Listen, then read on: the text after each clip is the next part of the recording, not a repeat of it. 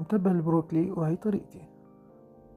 بنقطع البروكلي، بنضيفهم على المي السخنة 5 دقايق، بنشيلهم بعد 5 دقايق،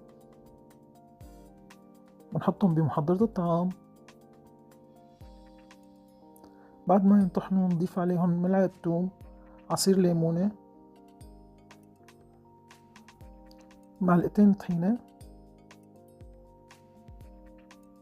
معلقة لبن، ومنحرك معلقة ملح صغيرة، ومنحرك المزيج. بنحطه بالصحن، بنضيف عليه زيت الزيتون،